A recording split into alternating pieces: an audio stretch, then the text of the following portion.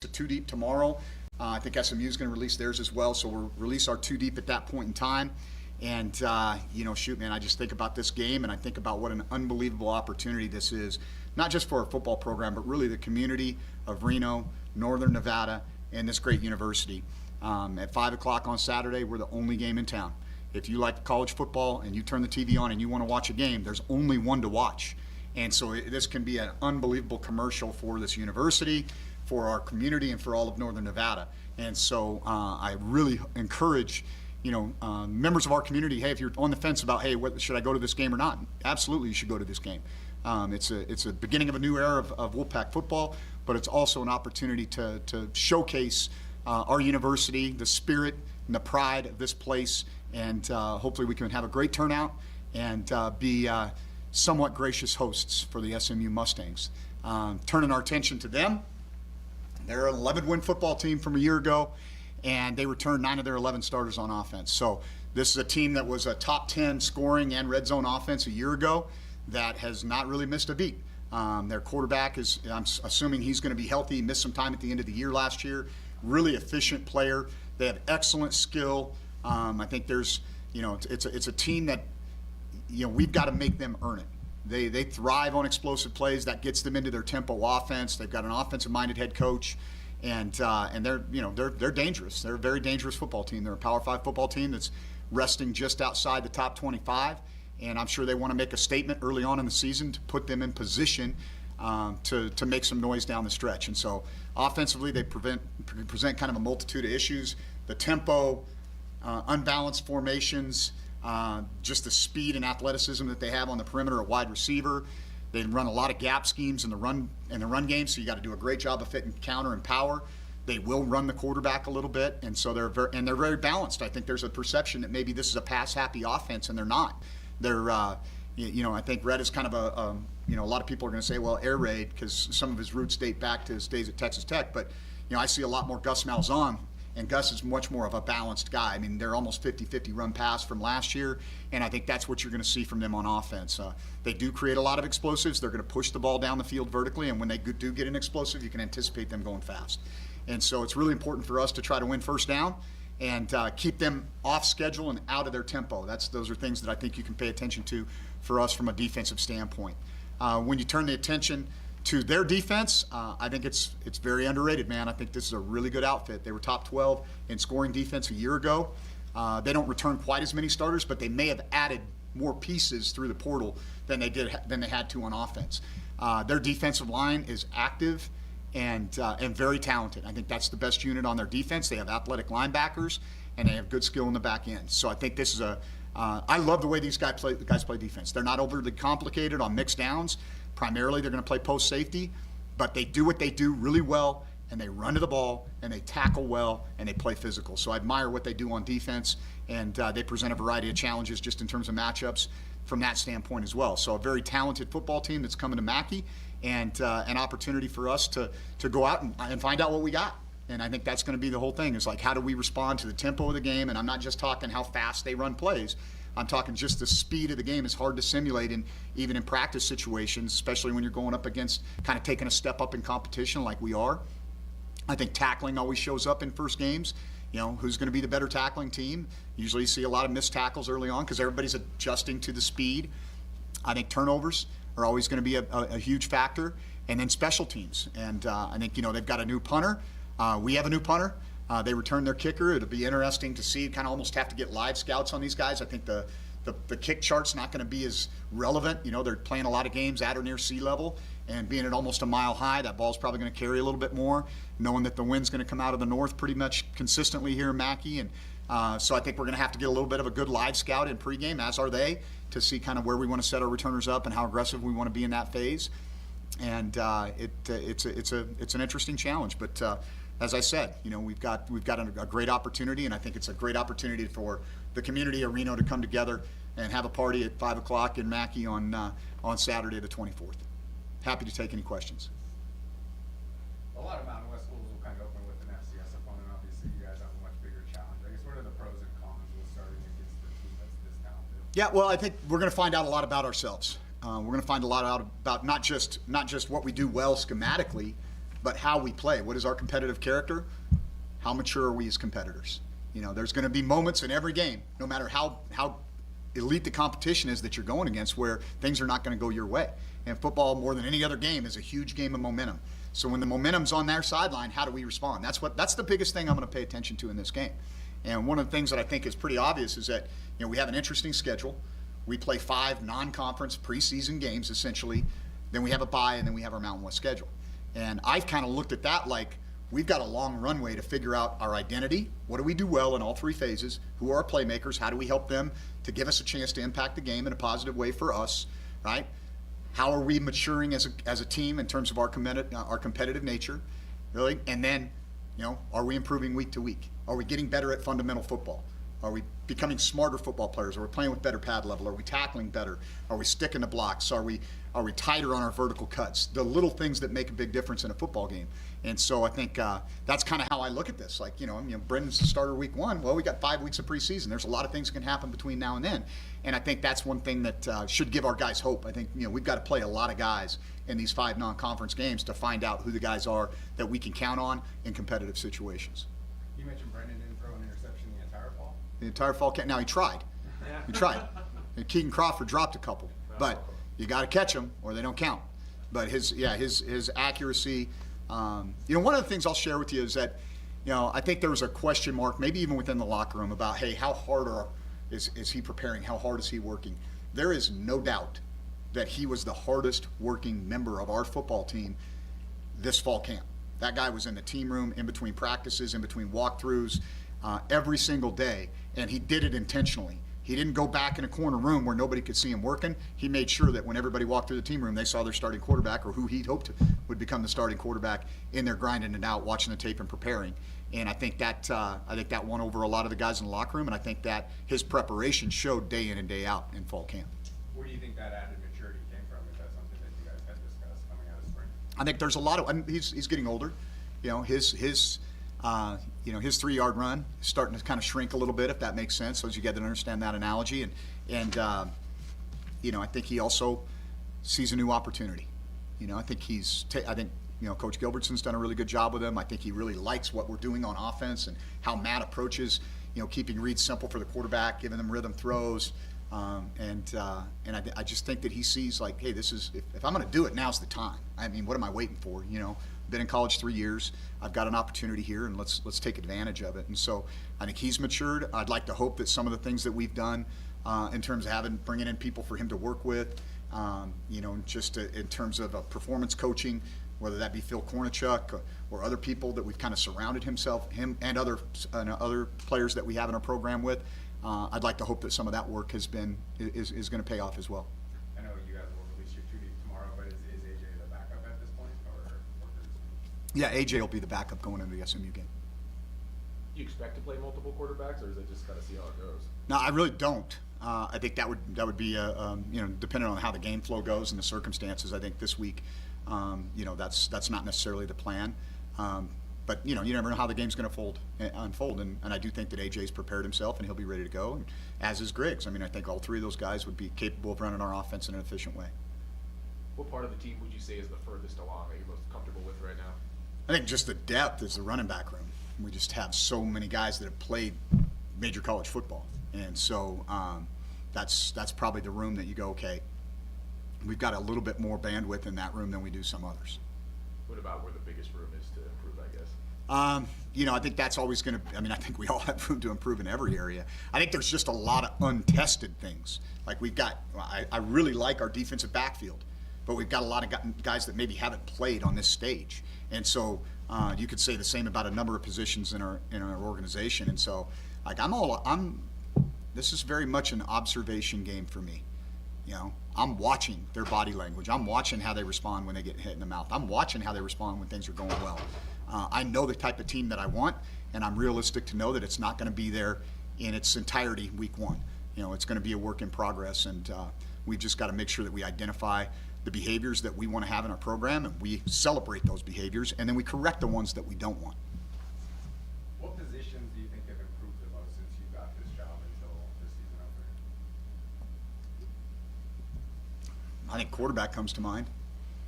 I think offensive line comes to. I mean, I don't think there's a position that hasn't improved. I mean, this is not even it's night and day from what it was in the spring, both in terms of who the people are out there, 30-something, 40-something new guys, and in terms of their understanding of how we want to go about practice, how we do our preparation, what the expectation is in the locker room and out in the community and things like that. So I think there's been vast improvement across the board. But if you were to say one on the offensive side, without doubt, it's receiver. But you could also make an argument that's more we brought better people in the room as far as players, and on the defensive side, I'd probably say, I'd probably say edge. And again, there's good talent there too.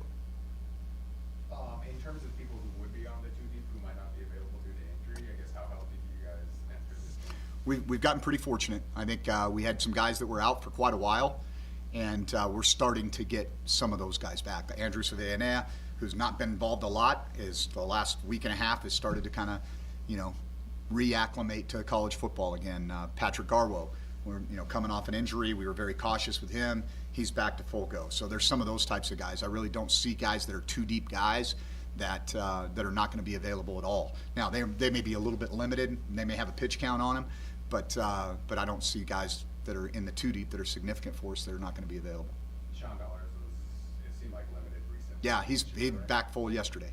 So yeah, we kind of dodged a bullet there. Thought it was a high ankle. It wasn't. It was just a medial ankle, and he's back rolling. He's got fresh legs. Probably not a bad thing to take a veteran and give him a few days off before we get into game week.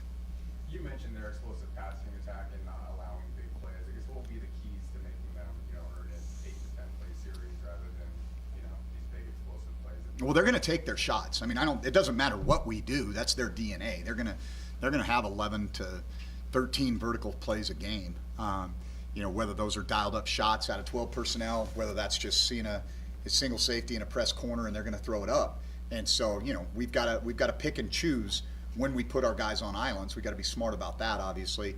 And then, we've got to try to not allow the play caller to get in rhythm with us. We've got to, show them different looks. We can't live and die. Even in tempo, we can't live and die in one look, or they're gonna identify the matchup that they want and they're gonna exploit that. And so I think that's really the critical aspect of it, is not putting our guys in bad spots. We have to put them in positions. That doesn't mean that we're not going to call an aggressive game.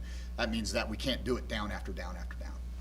You had mentioned identity of your team as well. I guess what do you want that identity to emerge into by the end of this season? Well, I want our program to be defined by 2 words: toughness and discipline.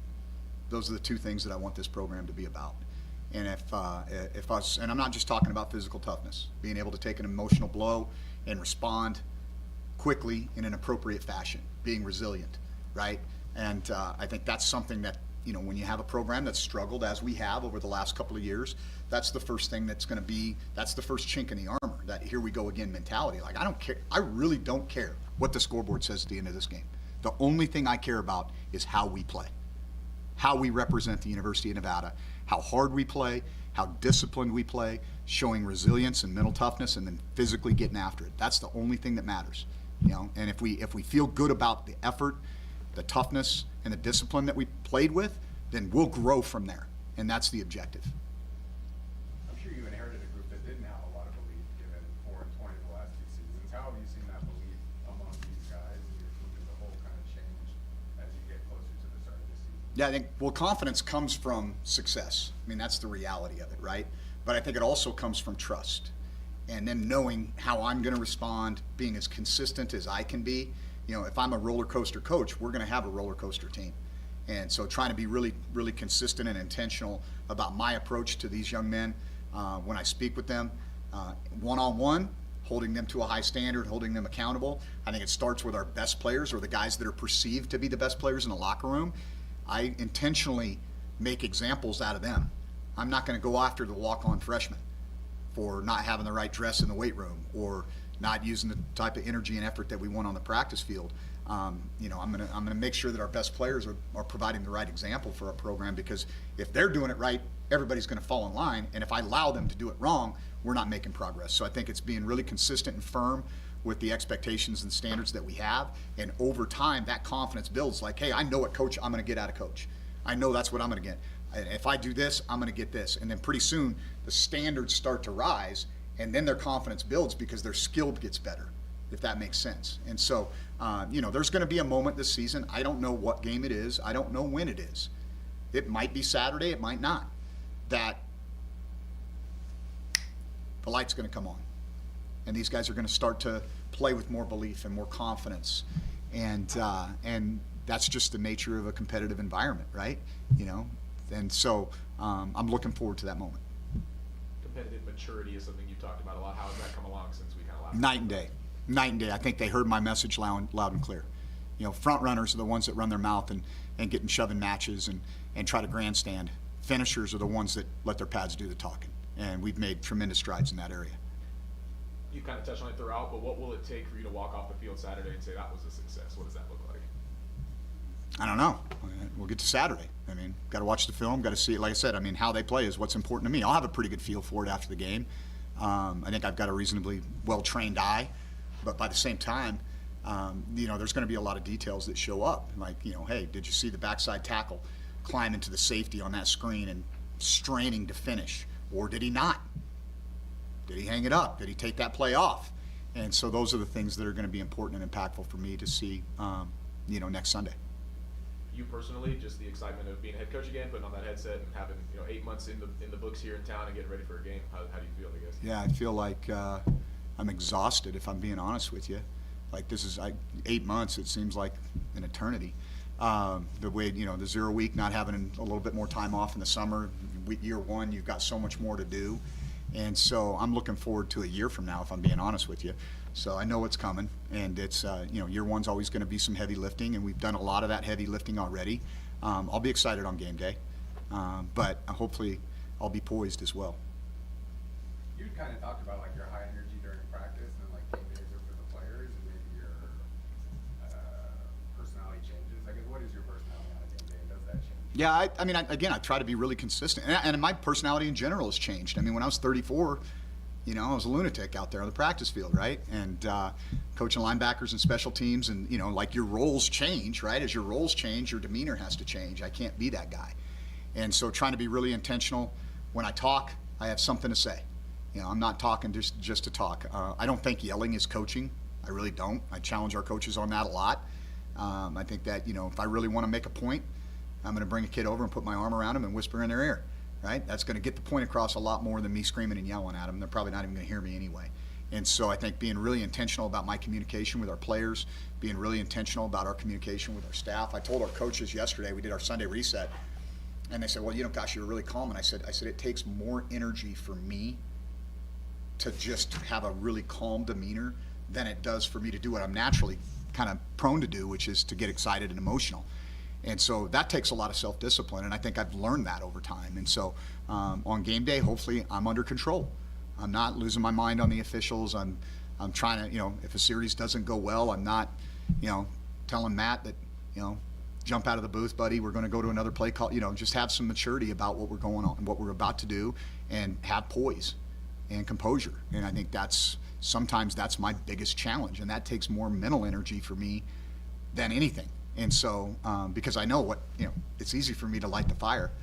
It's harder for me to suppress that and be focused and poised and composed. Have you guys selected captains for the season? We'll have game captains. Okay. Yeah. So each week we'll select a group of captains for the game based on kind of, how did they represent the core values of our program. And so that'll be something that'll maybe be a little bit different and new. I always find it hard year one to do permanent captains. You just don't have a long runway with these kids, and especially early in the year, things are great, and then we meet some struggles. Well, who are the guys that are really going to show their mettle in the right way? And I'm hopeful that we have a lot of those young men in our program. But I know that if we kind of take this approach that week by week, the guys that are kind of exemplifying the values that we want to have and be living examples of the culture that we want here, then we're rewarding those guys on a weekly basis. And I think our seasoned captains, then we'll vote on those at the end of the year, and they'll emerge through the course of these 13 games. Like sideline props have become a big thing in college football. Do you guys have one? I am the worst guy in the world when it comes to stuff like that. So, I don't know. We are going to have, there'll be a press release. Is that on Thursday? Is that when we're doing that? We'll talk about something that we're doing to lead our team out, which I think is pretty significant and it's impactful. And I like things that have you know, that have bandwidth, that have, like, there's a history, a tradition behind it. Like, I don't know that there's a history or tradition behind a turnover belt or whatever. I think those are a little passé. But if it gets the kids fired up, whatever, I don't care. I'm not going to be a part of it. So that's more, ask Kane that question, I guess, is a better answer for me. What do you make of SMU's QB room? It seems like it's obviously more than just Stone out there that could potentially be thrown at you, get Yeah. one. Yeah, I could see Seven, the guy that finished the year for him. I mean, that guy's a very talented player, very good athlete that can spin it. I think whoever's in that room, they're going to have talent. You know, I mean, this is an ACC team that, you know, has deep pockets and can be active in the portal and does a really good job of evaluating and recruiting. And quite honestly, I don't want to minimize the job, you know, that Coach Lashley's done there by saying that they just go out and buy players, because I don't believe that. I think he's done a tremendous job of building a culture. You watch them play defense. Like, if you want to know what a team's all about, what's the heartbeat of it, man? A lot of guys can do a lot of cool things on offense depending on what their toys are, but the way they play a physical brand of football on both sides.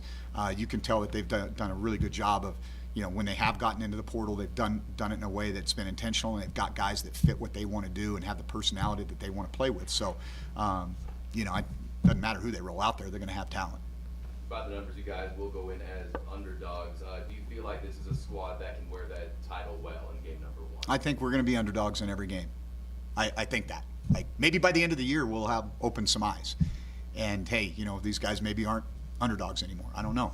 But, you know, number one, you know, I don't think we're supposed to worry about what the spread is. Number two, I would totally expect that, right? You know, I mean, given who we're, our recent past, right? And so I think that's okay. You know, that's okay.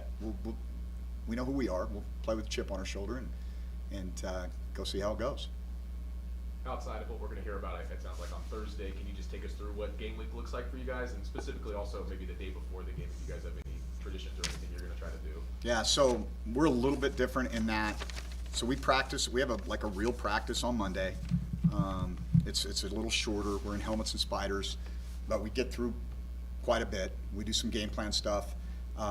Tuesday's kind of your every Tuesday everywhere in America practice. You know, mixed downs, coverage units. Wednesday is kind of your every Wednesday everywhere in the country Wednesday, and then we take Thursday off. That's our players' day off.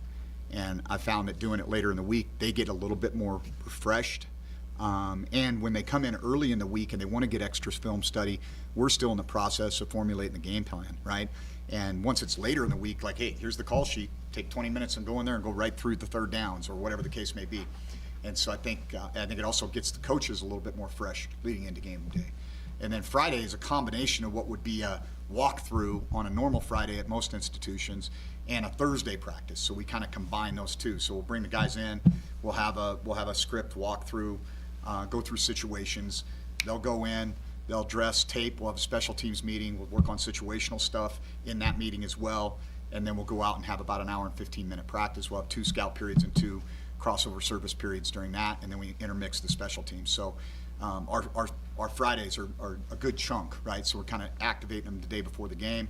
And then Friday night, you know, we don't stay in hotels, so on home games. So we'll come in here, we'll go to the Silver Blue, we'll eat dinner, we'll have an offensive-defensive meeting. I'll talk to the team, and then we'll send them off to, you know, their house and let them sleep in their own bed, and then we'll get up on Friday and play. So I don't know that there's any specific traditions or anything like that. I mean, one thing I know, and doing this as long as I have, there's no magic bullet. Doesn't matter. I mean, it's about preparation and execution, and those are the things that matter on game day. Now, are you in the hotel, or is there anything? Am I in a hotel? Is that what No, you? no, no, just- Ask my wife. I don't know. Traditionally, you know, the team will stay in a hotel. home Yeah, road. yeah. I'm trying to. Here's what we're doing. Okay, that I'm saving a little over $150,000, and I'm putting that into nutrition. So that's a budgetary. You know, I mean, I think it's well documented where we're at in terms of competitive investment in the Mountain West with our football program, and I think that's one of the ways that I can be a good steward of the resources that we have and make decisions that are going to have the most impact for our players. And that doesn't. You know, we're still feeding them. They're still getting a good meal.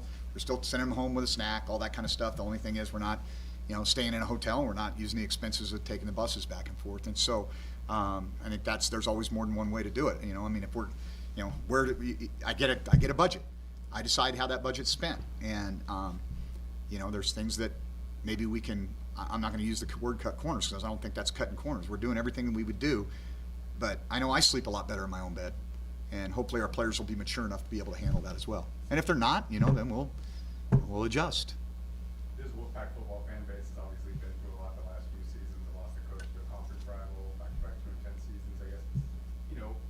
How important is it to get Mackey backfilled, and what do you think it's going to take to get Wolfpack fans, I guess, confident in the direction of this program? Yeah, I think obviously giving them kind of a marquee game, I would think that would be a part of it, right? Hey, bringing them back, them having a really good game day experience, because the days of buying a ticket just for the game are over, right? It's about the experience too.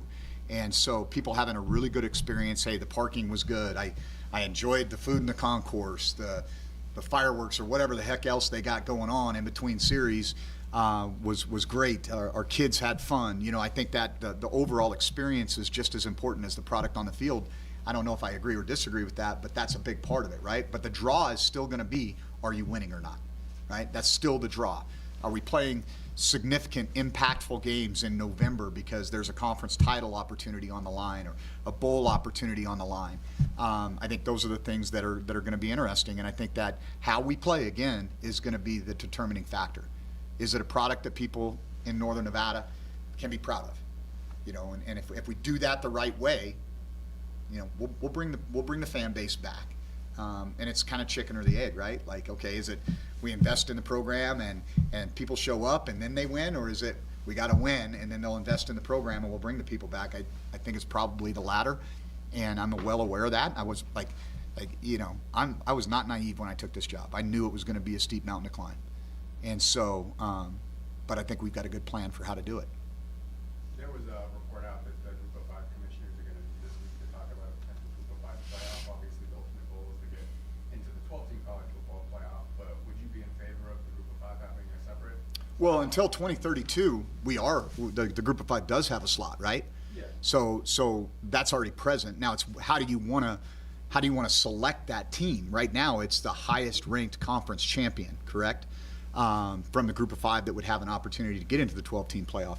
So I think that's the decision, right, that the commissioners and the presidents of the universities have to make is, hey, do we want to stick with the plan that's already in place through 2032, or do we want to create something that maybe captivates a different audience and find some dead air in those weeks before bowl games start to be played, where we can have our playoff system in place, and then the winner of that playoffs then gets an opportunity to get into the 12 team. Now, there's some things that are going to happen if that choice is made, and that's clearly made well above my pay grade. You're going to have to go to an 11-game regular season, so you're going to lose a non-conference game. You're probably going to have to go to week 0 to play, because there's a lot more eyeballs in that, and you're also going to create a longer runway for your playoff. Okay, and so are you giving up a home game? Are you giving up a money game? What's the cost benefit in that? And so again, I'm very familiar. I mean, it's really the FCS playoff model, which certainly Wolfpack fans of a certain age will understand. And I grew up a Big Sky fan, and I was a head coach in the Big Sky, so I understand that format. Playoff football is cool. It is. It's a cool deal, and I think there's a lot of scenarios that are going to have to be talked about, because I don't think the movement is done, right? I mean, we don't even know what the House decision total fallout is yet. And so I think there's some other things that have to happen, but I do think that's definitely a conversation that's being had and probably should be had. Between the top-rated Group of 5 champion going into the playoffs, leading into that person getting in, do you have a preference between those two? I think playing it off is, I'll use Liberty as an example, right? Okay, Liberty's schedule last year, SMU can make a big argument that they should have been in that game, right? Now, they weren't going to get into the CFP because it was only 4 teams last year. But you could make an argument that, hey, they kind of got hosed on this deal because Liberty was undefeated, but who did Liberty play? Well, if Liberty had to go through a playoff system, would SMU have beat them in a playoff? I don't know. They didn't play. Well, it'd be cool if they did. And then you can say, hey, we're comparing apples to apples. We're not saying this guy's strength of schedule was different than this guy. It's like, hey, we're in a playoff, winner take all. Got one more, Coach? You don't strike me as a superstitious guy, but is there anything you do every game day or every week of a game, or anything you have to do? Not really. No. I show up.